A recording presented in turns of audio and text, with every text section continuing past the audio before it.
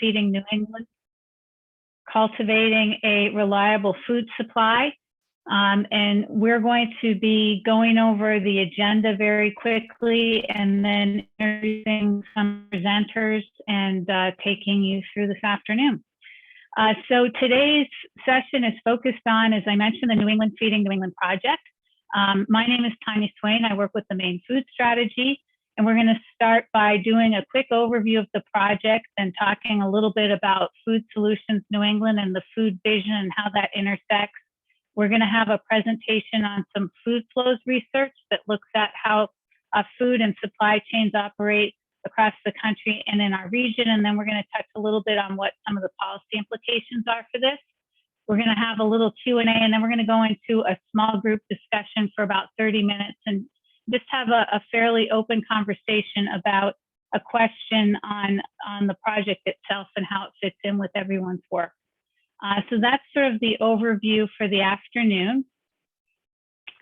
And our presenters are myself. I just introduced myself. We have Brian Donahue from Brandeis University and the lead co-author of the New England Food Vision.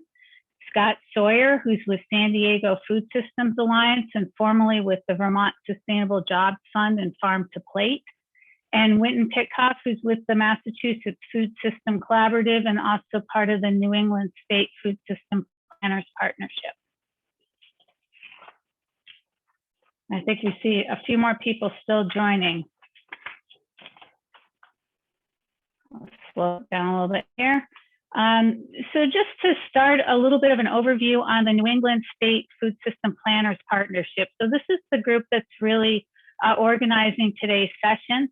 The partnership is a collaboration of these various initiatives you see on the screen: Maine Food Strategy, Farm to Plate in Vermont, the New Hampshire Food Alliance, the Connecticut Food System Alliance, the Rhode Island Food Policy Council, the Massachusetts Food System Collaborative, and in partnership with Food Solutions New England. And this group of initiatives has been working together since about 2013. We've done some work looking at metrics in the region around food systems and also just trying to support our different initiatives.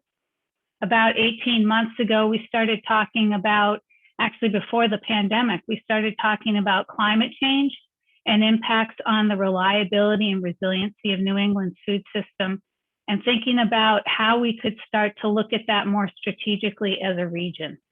And so that's the focus of this project and what we're going to be talking about this afternoon.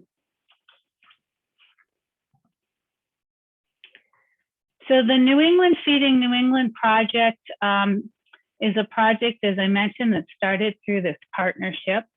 It has some funding through John Merck Fund and through the USDA Regional Food System Partnership Program. The intent of the project is to look at supply chains in the New England region and think about and figure out what we need to do to try to make them more resilient and reliable over the long term. The project has a goal that aligns with the New England Food Vision goal, which is by 2030 to have 30% of the food consumed in New England produced, harvested, and caught within the region. And our collective effort is focusing on expanding and fortifying the region's food supply and distribution systems in an equitable and inclusive way so that we can ensure the availability of adequate, affordable, socially and culturally appropriate products under a variety of rapidly changing conditions across the region. And I think many of you have seen some different percentages as to what's produced in the region right now. Some of the numbers I've seen have ranged from 10 to 20%, just to give folks sort of a sense of where we may be at. And this project is looking at trying to figure out how we increase that to 30%.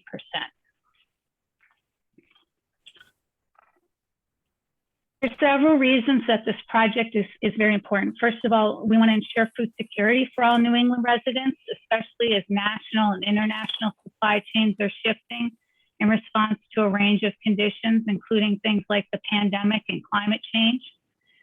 We'd like to see reduced health and economic disparities, particularly for people that are in traditionally marginalized communities. And we're hoping to reduce the unintentional costs imposed by the current food system, which I'm sure many people in this session are familiar with, including things like health costs from diet-related diseases and chemicals used in food production, environmental impacts on things like water supplies and quality, and of course, climate change and other conditions.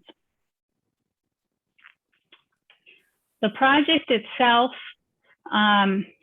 is focused on these different areas, and we're looking at planning, data, and building collaborations, especially at this stage. The outputs we're working on are to achieve relevant or to identify relevant timely data that can be used for planning and investment decisions by a broad range of organizations that are interested in strengthening regional supply chains. We're hoping to broaden and strengthen networks within and between states that support transparency and collaboration. And we're looking to fortify or establish systems that support regional coordination among decision makers on priorities related to resiliency and equity in our regional food system. At this stage of the project, we've put together a research team. We're focused on foundational or baseline research, and this is just sort of to emphasize that we're not intending to create a regional plan at this stage. We're really collecting data that can help us understand some big questions about how we support greater resiliency across the food supply chain in New England. And to this end, we've put together a 14-member regional research team. Folks across the region are part of this group, and they're helping to inform, or they're looking at data that's going to help to inform strategy development, investments, and policy recommendations. And some of this research, for example, may look at consumer and retail behavior. And with that, I'm going to turn the presentation over to Brian Donahue, who's going to share more on the different areas the research team is working on and the intersections with the New England Food Vision. All right, thanks, Tanya. I'm having a kind of sketchy internet today, so if I crash, my esteemed colleagues have pledged to leap in and tell you whatever it is they think I was going to tell you. So yes, I was one of the co-authors of the New England Food Vision. I am part of the research team on the NEFME project that Tanya just mentioned. And this project, the NEFME project, New England Feeding New England, flows in part from the 2014 New England Food Vision. You see the cover it up there. And it's being done in conjunction with an update of the Food Vision that Food Solutions New England is pursuing. So basically, the New England Feeding New England research will be incorporated into the NEFME, New England Food Vision update. Okay, so the Food Vision came about in the course of 6 New England Food Summits, which some of you might have attended, spearheaded by Food Solutions New England between 2011 and 2016. And the Food Vision ties together food justice, healthier eating, and an increase in sustainable food production within the region. The fundamental precept is that healthy food must be accessible to everyone. That really should drive everything. Today, we harvest or grow about 12% of what we eat in New England. That was measured by acreage footprint, what it takes to produce the food. We couldn't grow all of what we eat here. We have a large population and not much remaining cropland. I mean, the forest took it all back about a century ago. However, we calculated that by shifting our diets, by making targeted use of land that we do have, and by increasing our farmland base, partly by utilizing small pieces of land in and around cities, but mostly by also re-clearing a small percentage of our forest, we could produce something like 50% or more of our food by 2060. The shift in diet would be mostly guided by USDA MyPlate recommendations. Mainly that would mean a lot more vegetables and fruits, which USDA is adamant about, and consuming less animal protein, which USDA is agnostic about. In particular, eating less feedlot beef that comes from far away has a huge environmental impact. It doesn't mean eating no meat, though people are certainly free to do that if they wish. This is not a prescriptive diet that says everyone needs to eat one particular way. It's more an effort to shift the average diet across 15 million people in healthier and more sustainable directions, with people making their own choices. In terms of production, the Food Vision would mean growing most much more of our own vegetables and fruits locally and within the region, we could find the cropland to grow the great bulk of our vegetables, and we have good soils and climate for food. It would mean producing all our dairy within the region, shifting towards more pasture-based management, increase the pasture base by clearing some forests, 5 to 10% of the existing forest. Forest covers about 80% of New England. And of course, the forest itself has great environmental benefits, so you don't want to run around cutting it down without some good cause.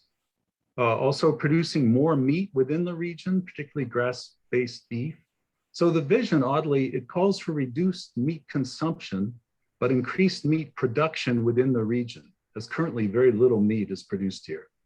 As far as fisheries, we didn't call for a big increase in production. We did call for a shift towards more diverse ecosystem-based management and connecting seafood that is harvested in New England with what's consumed here. At present, we export most of what we catch, and we import most of what we eat. Again, by doing all these things, we could produce something like half of what we eat. Other foods, most of our grain, oils, subtropical crops like coffee and oranges, we would still have to import, but hopefully from similarly just, sustainable sources. And again, there's a great emphasis on building justice and equity and more local control at every part of the supply chain, from the farmers and fishers, the farm workers, processors and distributors, people working in food, retail, and service to the consumers. Okay, so that was the food vision. The NEFNI project is driven by a new sense of urgency. Well, we had urgency then, but now we really got urgency. The climate crisis, the COVID crisis, racial justice crisis of the past couple of years is really driving home the need for rapid change, among other things, to build a more just and resilient food system based more than the region. What could we produce by 2030? Could we produce 20% of our food? NEFNI has research teams working in several areas to try to answer that question.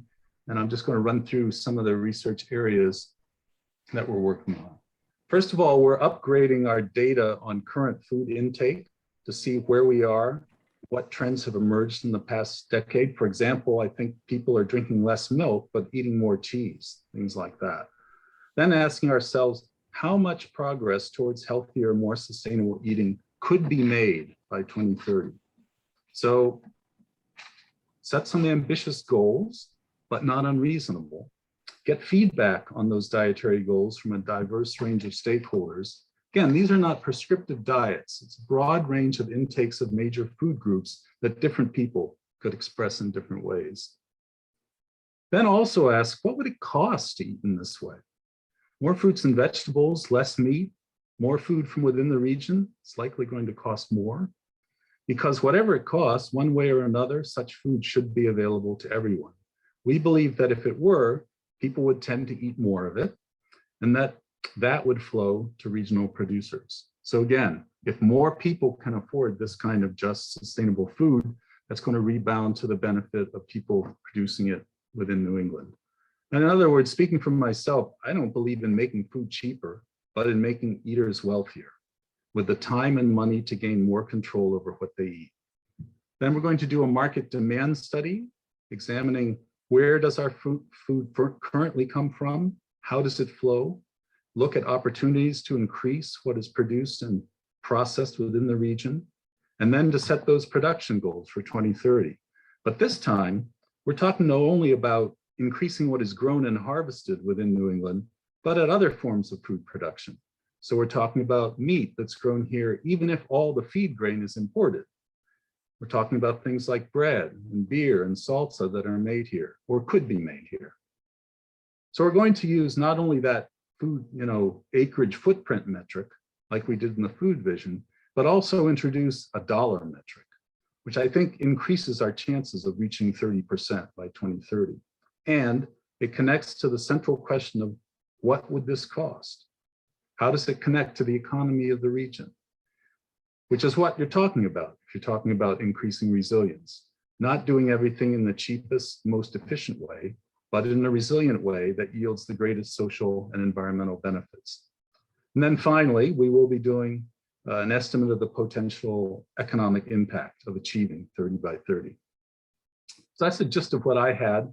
I'm going to throw it over to Scott now to talk about some of those food flows as they exist today. So, next slide, please. Hi there. Now, this Feeding New England research is just kind of getting underway, building off of the original research that Brian conducted a few years ago. So, without some tangible products to share right now, we're going to look at some things that we did a couple of years ago to kind of contextualize the scale of the problem or the opportunity in the New England region. And it just so happened in 2019 that an interesting article was published on food flows between counties in the United States. Of course, we had nothing to do with this research, but it was timely for our purposes. And what this research purports to do is take data of the flow, the weight of the flow of food between 132 freight analysis framework regions of the United States, and that doesn't matter so much, but they've downscaled it or reallocated it to every county in the United States, so 3,100 counties. And from this graphic alone, you can see some interesting details. Obviously, enormous movement of food from the Midwest, California, and obviously the importance of transportation, obviously our transportation network imports, food imports in particular have risen dramatically. Next slide, please.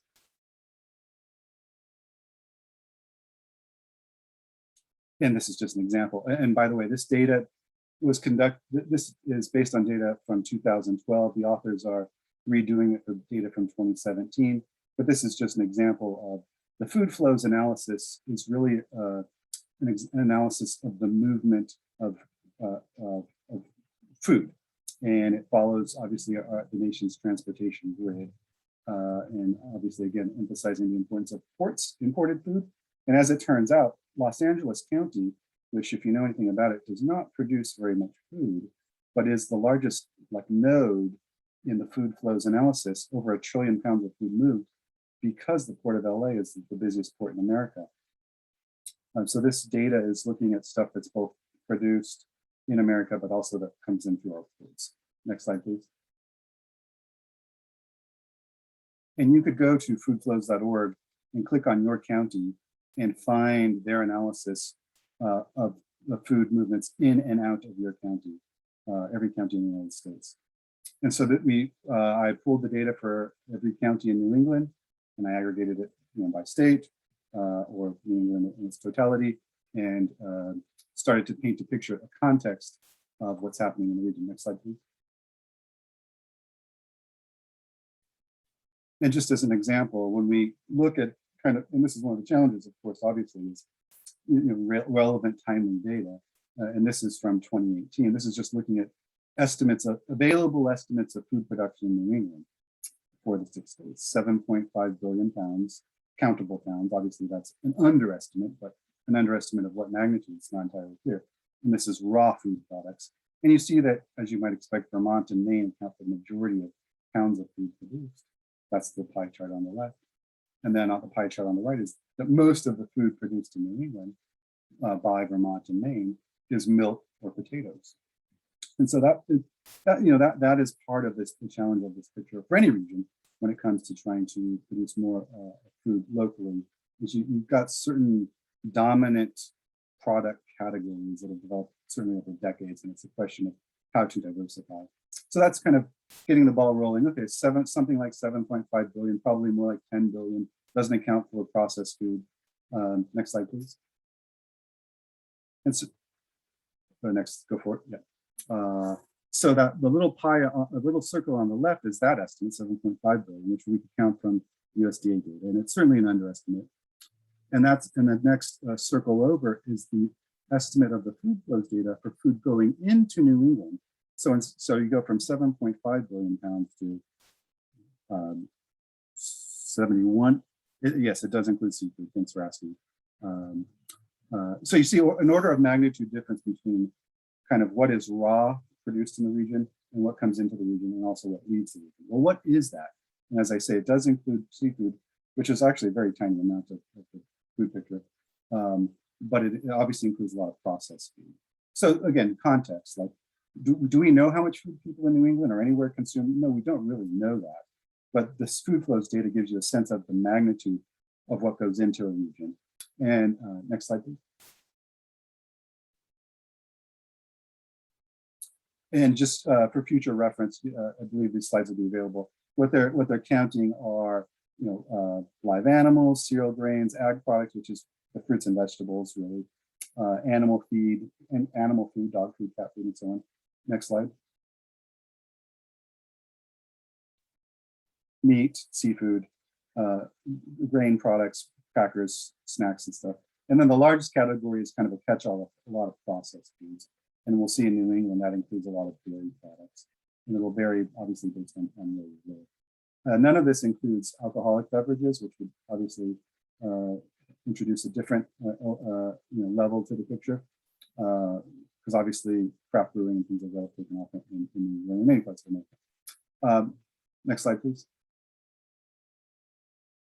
So when we start, so what the food flows data is basically saying is, on the left, by state, the food coming in. And again, this is the weight of the food. So it includes packaging. But obviously, because Massachusetts and Connecticut have the biggest populations, they account for about 60% of the food that flows into New England. And obviously, smaller population states account for less than that. And the food going out, Maine obviously is a major food producer. Massachusetts, it's a lot of it's raw products, but it's also a lot of processed products. But you see a discrepancy between the amount that comes in and the amount that goes out, or deficit, so to speak. Next slide, please.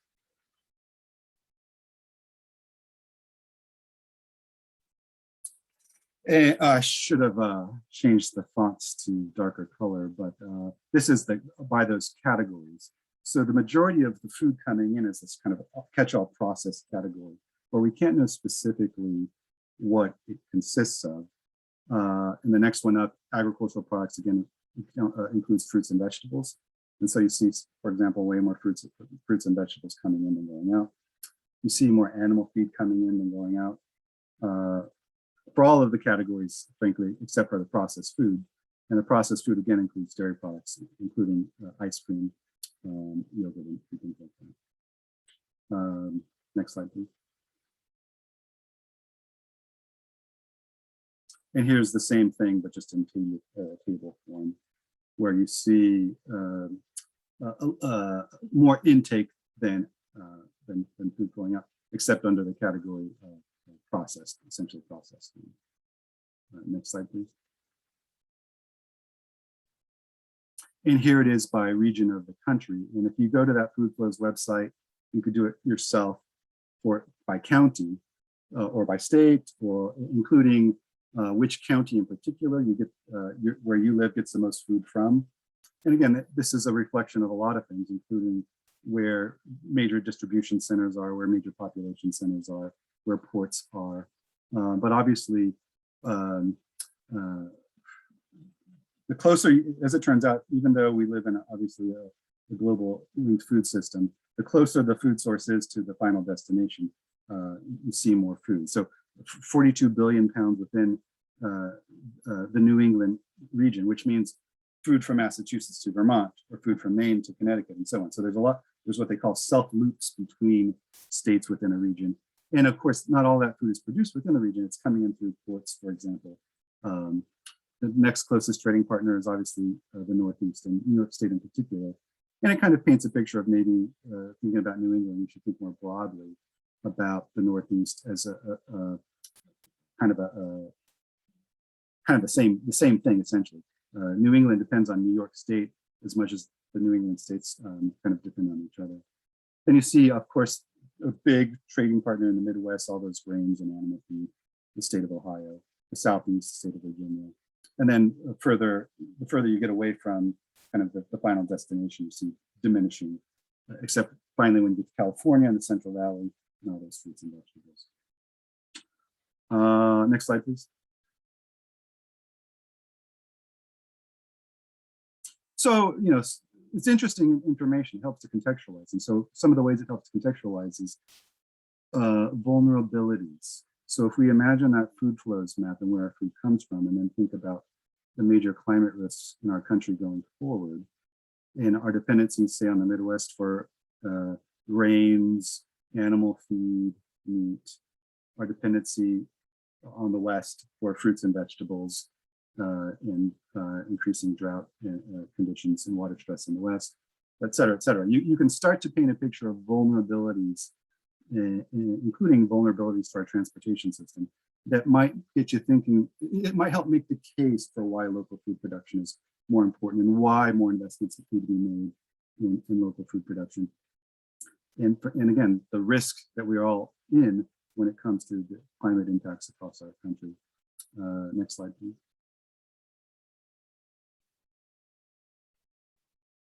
And again, this is the transportation grid predicted in 2040. And thankfully, there's a major piece of infrastructure legislation passed the other day. And all of us know stories about kind of the breakdown of the country's transportation infrastructure. And, so we'll see what happens with this $1 trillion. But imagine continuing climate damage on our nation's infrastructure and what that might mean for the way the food gets into where you might live. Next slide, please. And this is, again, thinking about the food flows and what it really measures. It measures a lot of things, but one of the things it measures is the importance of food imports. And we've seen dramatic increase since NAFTA in food imports in the United States. And a lot of that's from Mexico and Canada, which is fine. Those are our North American partners. But it certainly impacts small and mid-sized producers in New England and any state in the country. I mean, look at a particular interest in New England. The top food import category in the United States is fish and shellfish. So that's part of the story. And again, as climate change impacts more and more of the world, as we get more dependent on food imports, what happens is those other countries also start to experience damage. The next slide.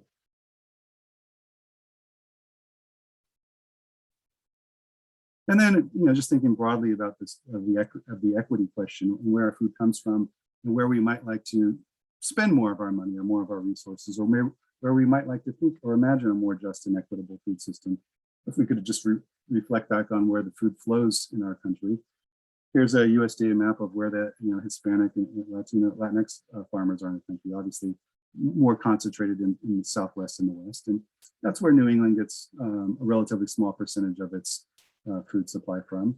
But again, if you had some notion or a policy or a value system that was premised on not only diversification to the kinds of food you eat, but who you support, the food flows data gives you a clear sense of how dependent we all are on a white farmer-dominated food system. Next slide, please.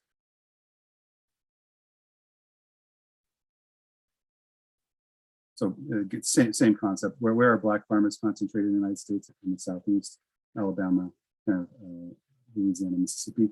Next slide. Asian producers, mostly California, Florida, Washington. Next slide, please. Indigenous. One forward. One more forward. Indigenous producers, obviously Navajo Nation and a few other places.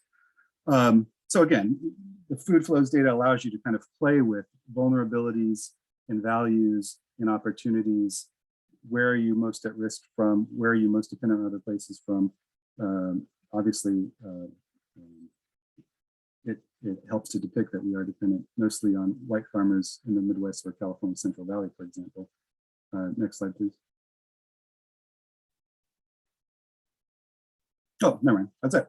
So yeah, the long and the short of it is it's a piece of information that helps to contextualize kind of what our nation's food distribution system looks like. Major dependency on California and the Midwest, obviously major dependence on our port system and transportation infrastructure. New England depends on certain parts of the country in particular for animal feed, meats, fruits, vegetables, and so on. That's not unexpected. But New England may have some advantages when it comes to processed and manufactured food, and that's obviously certainly an area where we consider more investment to build out that infrastructure. And with that, I'll turn it to Winton to speak to some of those possibilities or opportunities based on our understanding of what New England's food system looks like. Thanks, Scott. So I'm going to talk a little bit about the project's work as it relates to policy. As we go through this effort and determine what's really needed, what needs to happen in order to reach this goal of producing 30% of our food in the region by 2030.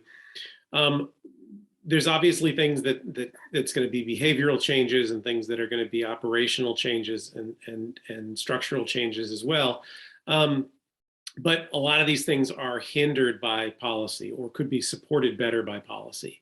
And so one of the things that we'll be doing throughout this project is looking at where there are levers that we can be using to change policy where it's needed. And when I'm referring to public policy here, when I'm talking about policy here, I'm talking about public policy, particularly the public policy within the 6 states in the region. And policy can level the playing field. It can remove barriers. It can disincentivize bad behavior and incentivize good behavior. And it's premature at this point to think about to determine what kind of policy changes we're going to need. But I think, you know, we all do some degree of policy work, and we can start to talk about what sort of buckets of policy suggestions might come out of this process. So the first one is investment, is that we know that all 6 of our states, as well as the federal government, do make regular investments, whether it be capital investments or whether it is in the form of tax breaks for farms. But how do we make sure that, that those investments are targeted in the right way? How do we make sure that they're reaching the farmers that need them the most? If it's on the production side, how do we make sure that there's investments in the other links in the supply chain that happen between farmers and consumers? Land policy is obviously a very big issue in New England. Looking at how we use the land base that we have, we've obviously lost a lot to development in the last, particularly in the last couple of generations. And we need to be not just talking about protection and access in and of themselves, but also how does that balance out with other needs? So we talk, for instance, about the need for new renewable energy generation. Obviously, farmers have a lot of land that's suitable for that. We do want to generate more solar power, but we also want to make sure that that's not coming at the loss of productive farmland. So how do we balance those things out? We definitely need more affordable housing as well in all 6 of our states. But that too, how do we make sure that we do that with an eye towards what that means for food production, not just in terms of not making sure that we're not taking away land that could be producing food, but are we putting the affordable housing in places where it's appropriate if farms need the laborers to be sited near their farms. So land policy is likely another category.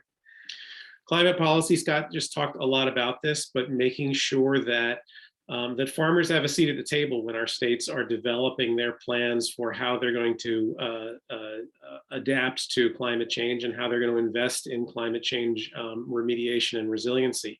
To date, at least in Massachusetts is the one that I know best, there's been significant legislation that's been passed. It's referred to farms, but it has not actually had farmers at the table in the development of the legislation and of the final law. So that's something we all need to be paying attention to. And it's not just about looking at the risks that farmers face, although those are obviously substantial, but also what are some of the assets that producers bring to the table?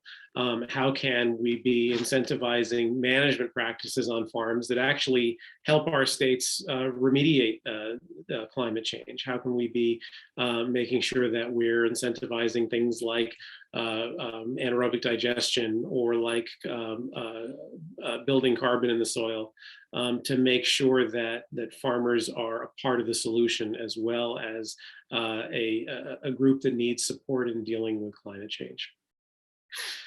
Emergency management planning, this is something we all saw last year. When COVID hit, obviously our respective states did a reasonably good job of standing up systems to distribute food to people who were most in need. There were certainly some glitches along the way, Well, what we found, at least in Massachusetts, and I heard this reflected in other states, is that those emergency plans did not look at the assets of the respective states as far as the production of food. And so how do we make sure that our emergency plans include figuring out what we're producing in the states and how we properly handle, store, distribute that food that we actually already have right here at home, as opposed to it just being some sort of nebulous, we need to get food to people and it not mattering where that food comes from. That needs to be part of the equation. Education is obviously a big link in all of this. Inform consumers, make the best customers, and support the local food system the best. And so how do we make sure that whether it's in the form of marketing towards consumers or in the form of food system education in classrooms, how do we make sure that we've got a well-educated population to support this goal of increasing local consumption and local production? Finally, data collection. It's really hard in New England because we produce relatively little food compared to some of the big square states and further west. It's what we found is that USDA, for instance, doesn't track food production in our states in the same way or to the same level of detail, and so it's really hard to set goals and set targets and then meet those targets, and so or measure progress towards those targets. And so we want to make sure that that states are doing a better job of tracking production and consumption as well. And then one thing that I'd add here is around supply chain issues in particular. We actually produce a lot of food in New England, and probably more than what it would take for us to reach that 30% goal, but a lot of it just leaves the states and goes right out of the region. Seafood is the best example of that, is that the vast majority of seafood that's landed in New England goes out of the region to be processed, and then either comes back into the region to be consumed, or different types of seafood is brought into the region to consume. And so one of the things that we just started a conversation about is around exports, and how do we look at how our states are exporting food that we produce here. And so to get a sense of what the competition is, what is it that we look at, what is it that other regions of the country look at when they're buying food from our region, and what would we have to do to compete in order to keep some more of that food here for our own consumers. And the last thing I'll say, and this is really important, and is making sure that there is an equity through line through all of this policy. That we know that policy has been discriminatory in the past, and we know that that has created a very uneven playing field for farmers, for consumers, for everyone in between. And we need to make sure that there is a very deliberate effort, as any policies are developed towards these goals, to make sure that underrepresented communities are supported in ways that create much more equity in the local food system. I'll leave it at that. Thank you, Wilton and Brian and Scott.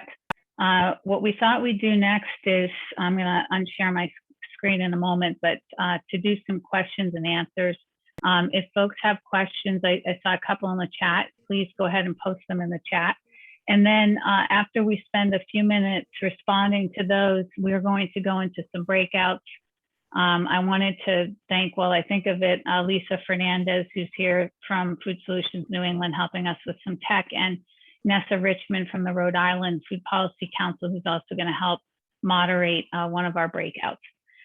So with that, I think I see a couple of questions in this chat, and let me just unshare my screen here so we can each see each other. Get out of here, let's see. Okay.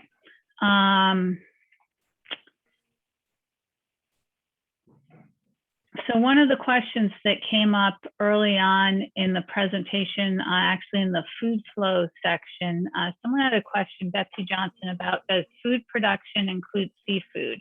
And I think that's related to the food flows. And Betsy, if you have any clarifying information on that, please chime in. The question was answered. Oh, it was. Okay. Yeah. So you're good. Okay, great. Okay. And then a question we had later was around what about working to reduce food loss on farms? Well, Hillary, yeah, go ahead. Brian? I'll take a quick swing at that. I used to run a, vegetable farm, and sure, I mean, the more we can do along those lines, the better. Some of it is obviously inevitable, but and at least on a farm, it gets composted and heads back to the soil. But sure, but it takes investment to do more gleaning, to do more processing, to have more livestock that the food could perhaps be fed to, those sorts of things. Sure, there's definitely room to do better on that front, because a lot of stuff just gets called out and never makes the market. Thanks, Brian. Does Scott or Winton, either of you have anything you want to add to that? I'd agree with Brian. I mean, and it connects with so many of the other climate issues as well. And when you're looking at where that waste that excess food can go, it's not just to, obviously there's edible stuff, and that should immediately be targeted towards people who need help from accessing healthy food. But making sure that more food goes into compost to help build carbon in the soil, and then also goes to anaerobic digestion, which is a clean source of energy. So yes, definitely an important part of the equation. Thanks, Winton. Another great question about what types of initiatives have helped move the needle the most toward the 30% or 50% vision over the past 10 years. Either Scott, Brian, or Winton have any response to that, and I welcome or invite anybody else who has responses to that to put those in the chat, because it's great to have that information. Initiatives that have helped move the needle the most in the last 10 years or so. I could name one interesting one from Vermont, which is the Working Lands Initiative Loan Fund. And the state legislature set aside money every year to provide, in terms of as either grants or loans, for food processing and manufacturing businesses, and kind of building out that small and mid-sized scale of food processing and manufacturing facility. That's that's a very nice piece of money, and it's a very nice kind of dedication from the state into food processing and manufacturing infrastructure. One of the key pieces of the puzzle. I would add that Incentive. absolutely critical initiative has been all 6 states doing the kinds of food system planning that they've been doing. That has absolutely moved the needle, has brought the issues to the attention of legislators, has meant for more collaboration, and has led to things like the buy local organizations in Massachusetts, and like some great land protection legislation in multiple states. So that kind of planning and collaboration has definitely helped move the needle. Betsy said the Healthy Incentive Program in Massachusetts and similar sorts of things, that augment what people can spend at farmers markets, and augment food stamp benefits and so forth. I think those sorts of initiatives are so tiny so far, because the funding has been so limited, but the potential is just vast. Anything that gets the healthcare industry with medical meals and so forth, those kinds of big dollars flowing into giving more people access to healthy food, those are things we desperately need. This is sort of related, Brian, to that last comment. There's a question about nutrition recommendations, how they're being framed, and if there's been consideration for ensuring that communities are supported in accessing food that is culturally relevant for them. And I know that's something our NEFNI project is trying to incorporate. Does anybody want to speak to that a little bit? And or also the vision in terms of how you all have been thinking about that?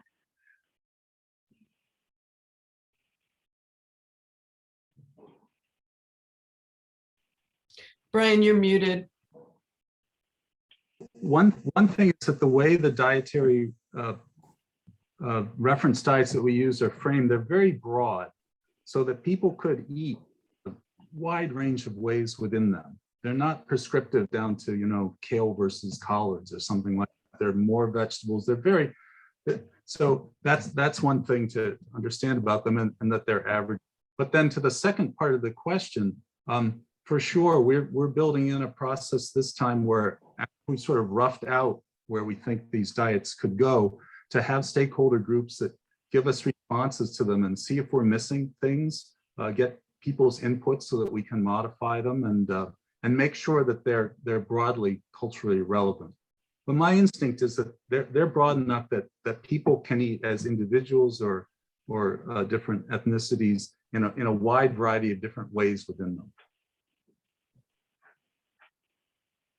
Thanks, Brian. Anything else anybody wants to add to that? Just to that, the previous question, there's nothing like a disaster in the COVID pandemic, and obviously the increase in climate-related disasters provides great incentive for food system planning efforts. And I think we'll look back on 2020, 2021 as kind of hinge years for hopefully getting our ducks in a row. Thanks, Scott. I think we've made it through all the questions. I see there was a question about where the food flows data came from, and Scott, I think you answered that in the chat. So if there's no further questions coming up, I think we're going to move into some small breakouts. What we're going to be doing in those discussions is there's going to be almost like a virtual whiteboard. We're using Miro that you're all going to get a link to. Thank you, Lisa. Lisa just put that in the chat. So we're all going to be accessing the same whiteboard in all of our small group discussions. And there's a question in there that relates to how this work is complementary or supporting or connected to things that all of you may be involved with. So that's where we'd start the discussion. And then after we have those conversations, we're going to come back and just see what big questions were coming up from people, what big ideas. And then we'll close with a little bit of information on how folks can stay connected, and a meeting that we actually have coming up in about a week that I'll have more information on the research work of the NEFNI project. So with that, I think some of you will have a moderator assigned to your breakout room, depending on how many people we have. Some of you may be pinch hitting in that respect and need to kind of self-appoint somebody if you need them. But we're basically going to be working on this virtual whiteboard that is in the chat and just having a conversation. Lisa, anything you want to add to that before we break people out? Just that if anyone is having any technical difficulties, you can bounce back into this main room, and at least one of us will kind of staff this room and help you with anything that might be happening. On the whiteboard, you can change the size of your view, but it's just a brainstorming tool to use amongst your small group. Anyone can add things to it as you discuss and think about the question for today. Great. And about 20 minutes, do you think? Or Yeah, I think that's about right. okay, great. So I think we can get going, and just introduce yourselves to one another briefly. Again, you may have a moderator helping out, but if not, have fun with some brainstorming, and then we'll be back together in about 20 minutes. Thanks, everyone.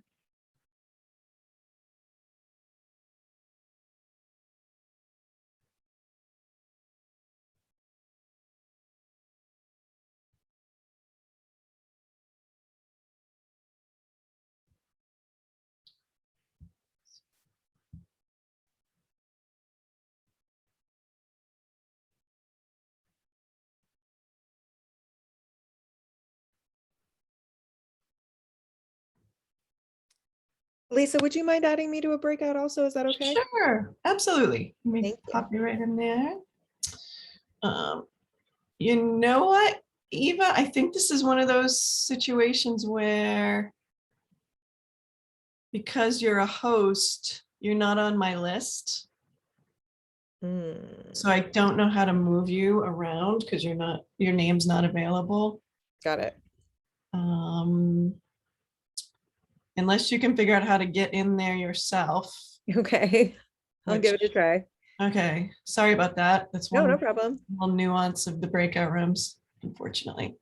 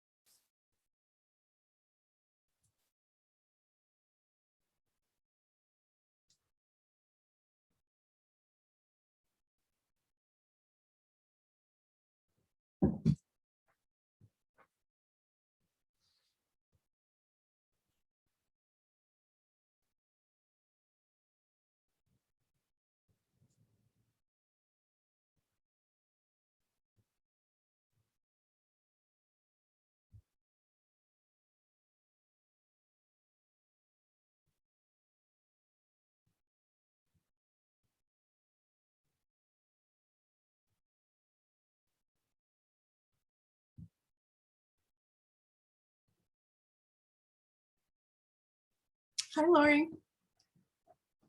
Hello, Hi. Were you in a breakout room or are you just joining the I session? was. I Yeah. wasn't. Well, I was in a session that ended early, so I thought I'd just pop in. And Oh, sure. Yeah. We just went into small groups to talk about how this project might be, connected to your work, or be complementary to your work. sure. Do you want to jump into a session or? Are you going to reconvene after the breakouts? Yeah, I'll probably just wait since I don't have really any context at this point, which is okay. Yeah, I mean, in the breakout room, just to let you know, they are using a virtual whiteboard and sticking some thoughts up on that board. I'll give you the link just in case you want to kind of watch and see what they're. Yeah, that might be okay if Yeah. if I could just kind of catch up that way a little. Thank Sure. you for being so gracious. I wasn't sure if this was Yeah. doable, but No problem at all. This is a totally flexible situation. So let me just copy the link and you can kind of get the vibe here on what everyone's doing.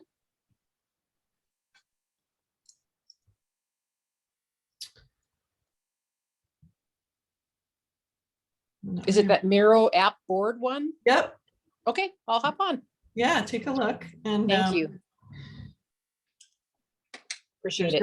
Yeah, they're just starting to get their ideas up there. They probably were introducing themselves to one another for a few minutes to get started. Okay. Okay, I'll roll with the flow here. Thank you. Of course.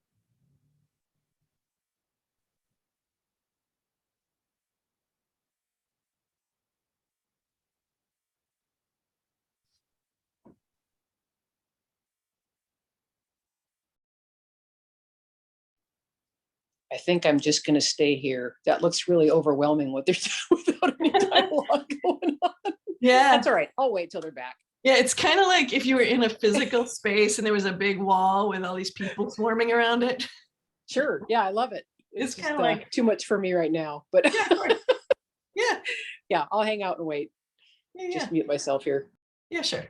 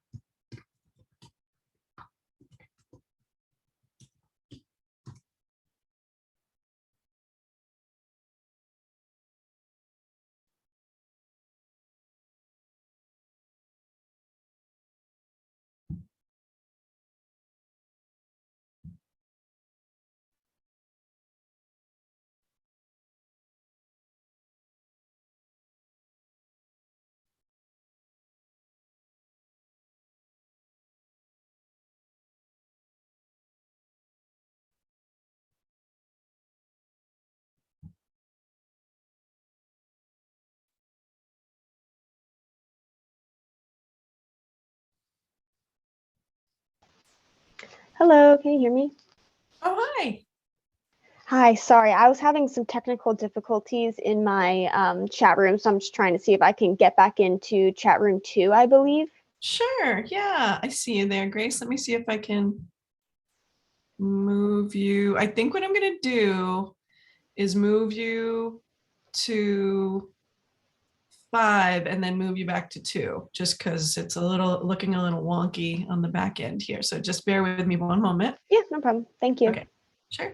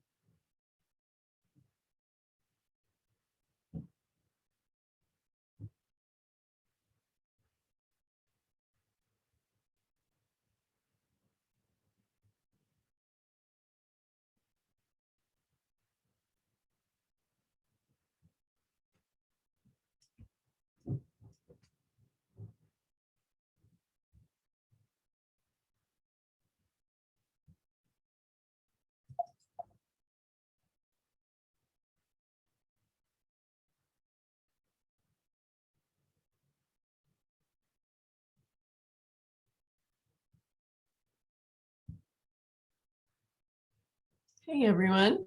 I think less than a minute before everyone's back in the room, Tanya. Still a few more people flying around on the whiteboard there.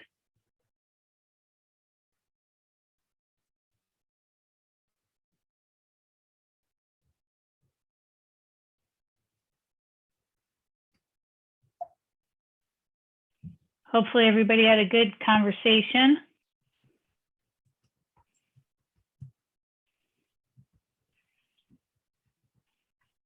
Lisa, you'll let us know when everybody's back. Yeah, I think everyone's back, pretty much back now. So here you go. Great, excellent, thank you. So we were going to take just a few minutes to sort of popcorn a discussion. You all can see the whiteboard there that we were all in, and the link to that, maybe we could put the link to the mirror board in the chat one more time if people can't see it. I know a few people in my session couldn't access it for some reason. So lots of different ideas, reactions. As people were having these conversations, what's coming up for you as big questions or big ideas, things that the group should be thinking about?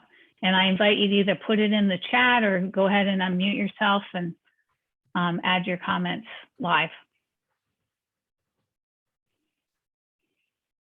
I can say that one of the questions actually that came up in my discussion, and I'll try to remember this correctly, but it had to do with some of the information that I think, Brian, you presented on forest land and what the scenario looks like for what is in forest land right now in New England, what we might have to take out for production. Oh, yeah, quickly. The New England Food Vision is framed within a similar piece of work on the forest side of a bunch of conservationists, and I was one of them, called Wildlands and Woodlands, that proposes that 70% of New England be permanently protected in forest over the next half century. New England's about 80% forested. So essentially, the food vision was an exercise in kind of calculating what we could do if some of that forest land, just 5 or 10%, were converted to farmland again. It would take us back to about where we were in 1945. I mean, if you went back to 1850 or something, 3/4 of southern and central New England were cleared. So anyway, it would be a kind of balancing act of the virtues and benefits of having enough forest, but done in a complementary way with expanding our farmland base to some extent, if the incentives are there to do it. And of course, some of the pasture stuff, if land were cleared for pasture, could be agroforestry or silvopasture. There may be compromise kinds of ways of using land that would be beneficial. I could go on forever, but I think that's enough. But thanks for bringing up the forest, because it's a parallel thing. We need more affordable housing. We got all this forest. The sustainable forest industry needs help. So you could have the same conversation on the forest side, and some of us are. Thanks, Brian. Anyone else have big questions coming up in their discussions, reactions that you'd like to share with the group?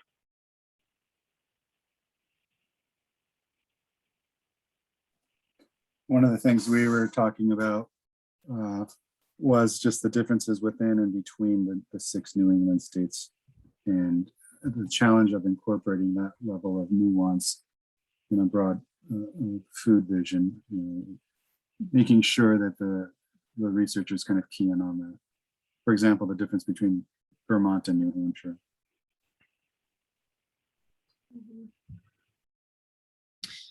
Tanya, I noticed on the whiteboard quite a few people, I think, either in or connected to New York as well, which makes sense. This is the NISOG conference.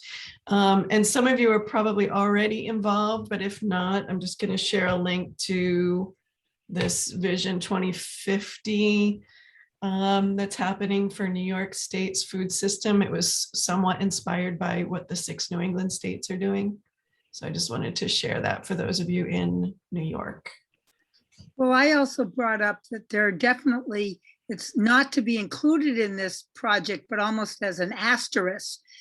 There are key communities in definitely Western Connecticut, Western Massachusetts, and even Burlington up to Vermont, whose food shed is Vermont.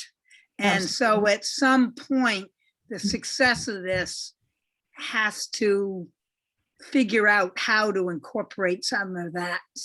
And so this companion project together with, the data being collected for this could be very useful. Betsy, you meant food shed is New York, right? And yeah, absolutely. One of the comments that was posted in the chat relates to farm to school. That was something that came up in the group I was in as well, which was just what a great model that is in terms of thinking about the supply chain and where the bottlenecks are, and whether there's information that we can take from that and sort of extrapolate to the broader food supply chain in terms of those leverage points. So I thought was a good point. Mhm. In that case, I'd also like to just make a plug for food recovery as another thing that's important. Food recovery and surplus. I know we talked about it a little bit, but we have someone from Salvation Farms, and I'm with Hope's Harvest, Rhode Island, and we are purchasing a lot of surplus that is not, like last year there was a drought and the potato farmers really struggled being able to sell their potatoes, and we were able to spend $40,000 on locally grown potatoes for our local food pantries. And that made a big impact. And I think that when we have more resources to be able to take advantage of those surplus in a responsive way that can address immediate challenges that are not as foreseeable when it's a climate challenge or when it's a supply chain issue or something like that. I think that those of us who are set up to be more responsive to those types of variabilities can be really helpful in our future. So, yeah. Thanks, Ava. Anybody else have any other reactions or suggestions about this idea of boundaries and New England region compared to New York State? How do we get these things to intersect and connect and make sense together, since it isn't just, we're not all operating in islands?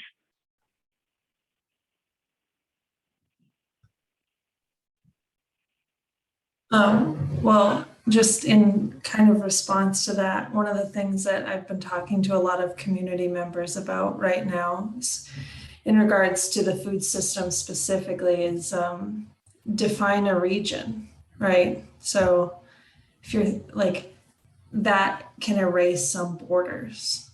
Because if you're talking about a food shed, that's a different region than depending on wherever you are. Mhm.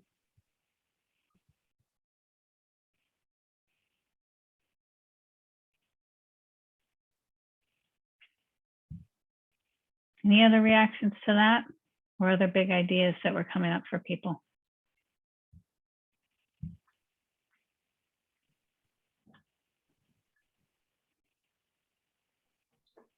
Well, I guess I just say that I feel like we need these sorts of visions for all parts of the country, and some will be exporting and some importing. They won't all look the same.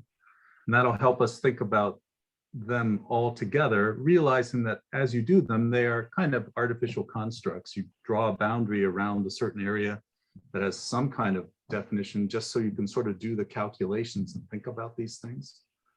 But ultimately, yeah, you got to think about New York together with New England. I mean, there's much more farmland in New York than in New England.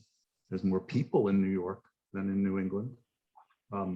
Put the two together and you got a substantial chunk of the United States in terms of, market and population. So. Thanks, Brian. We have a few more minutes and we can just move to the closing slides, but I just wanted to ask if, as you all were thinking about this, are there things you're concerned about, things you want to make sure that this project is thinking about that we haven't already put in the chat or talked about? And if you have any suggestions, we certainly would welcome those. One thing that came up in our group was just from somebody who's in Maryland, just interested in understanding or in some way writing down the process. So if other places want to understand where the data is coming from and how the pieces were put together, that there's some kind of record of that process that others could pick up the thread and try to make something happen in their own area. Mm-hmm.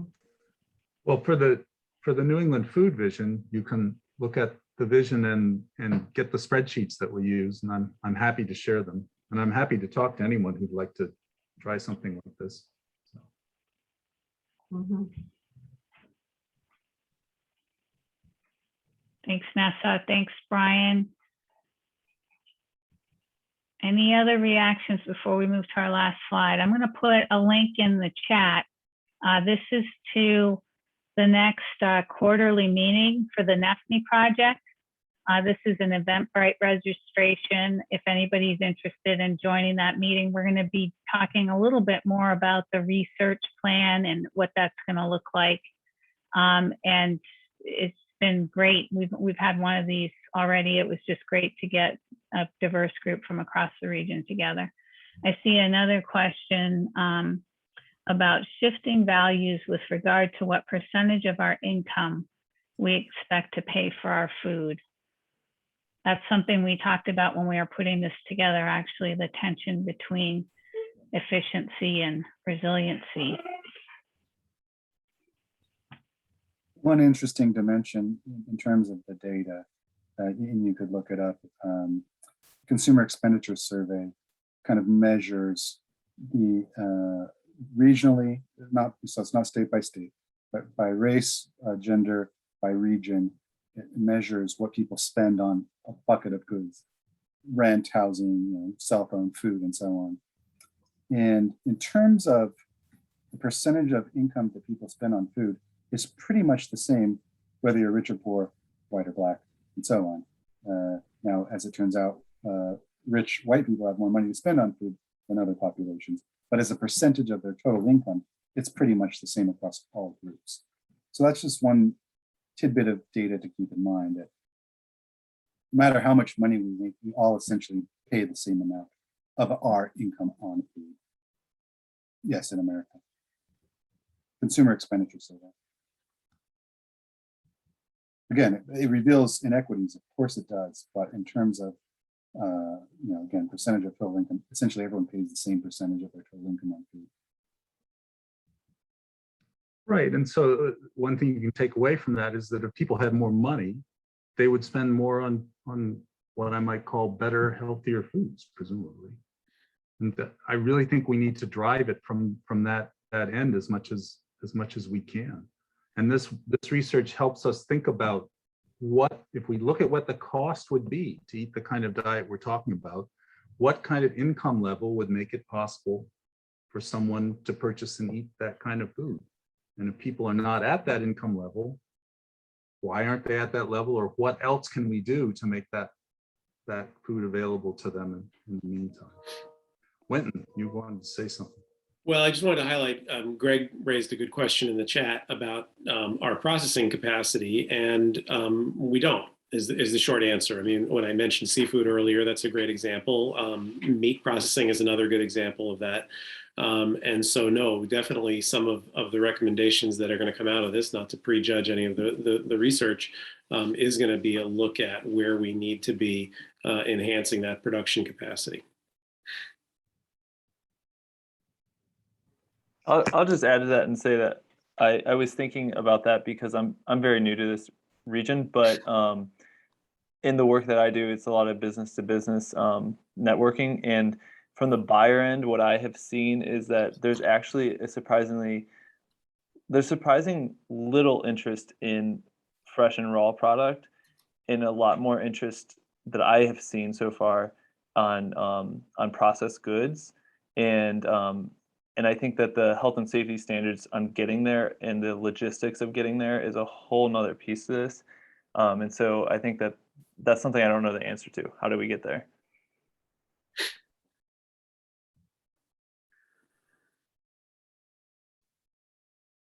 That's something that actually Salvation Farms is working on a little bit up here. We've been looking into minimal processing facilities and how to engage with community partners to create spaces for opportunities like that.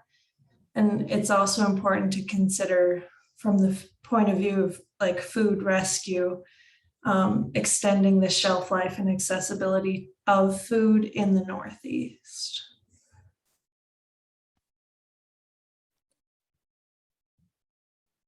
Lots of great information. I see a few more comments in the chat. So we only have a few minutes left. I'm going to transition us. I'm going to share my screen again and share a little bit more information with all of you before we get done this afternoon. So if any of you are interested in more information or being part of this conversation, we absolutely invite you to start joining these NEFNE quarterly meetings. We're trying to have these every few months.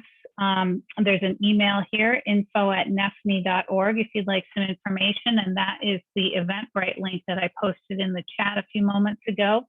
The next one is November 16th, and we do them in the afternoon right around lunchtime. They're generally about 75 minutes, I believe. So welcome any of you to be part of that for the next one or in the future. And just a little bit of contact information about the project and our presenters. And we'll share this out. We'll have a copy of the PowerPoint posted after the session today, but also welcome you to follow up with any of the presenters this afternoon if you're interested in more information or you have reactions. I just really appreciate everybody being part of the conversation.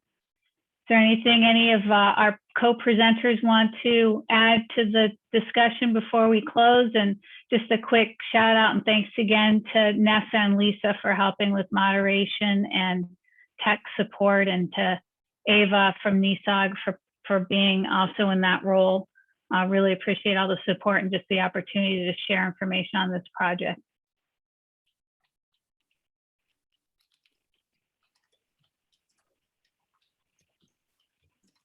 Great. And if there's no further comments, I think we can probably close.